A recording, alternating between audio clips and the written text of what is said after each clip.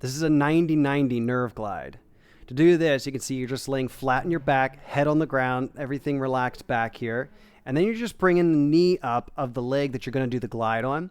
Bring it up to where your hip is about at 90 degrees. You can hug it a little bit closer if you need to. And then you're going to grab the back of the knee with both hands.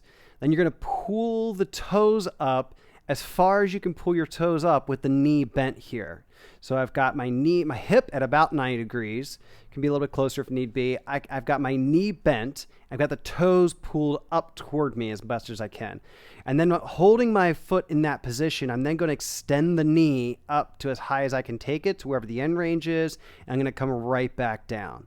And then you're going to go up to about the end range and then come back down. Nice and easy here. You're gliding the nerve out. Now, this is technically more of like a nerve stretch because we're holding one end of the nerve taut by pulling the toes up.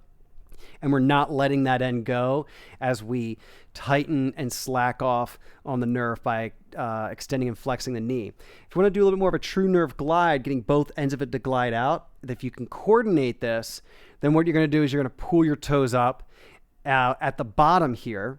And then as your knee extends, you're going to begin to point your toes until when your knee is at full extension or at its end range there, your toes are fully pointing.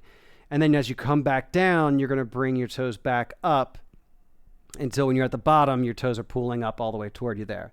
So it's kind of like the visual you could think of is you're trying to keep your toes pointed towards the ceiling the entire time throughout the knee flexion and extension there. And that would be a little bit more of a true nerve glide where we're pulling it taut at this end. And then as we try to pull it more taut on the other end by extending the knee, we are pointing our toes and slacking off that end of the nerve. So it glides the nerve off a little bit. And then as we come back down, we're pulling the taut at the far end again, and it's gliding the nerve back out.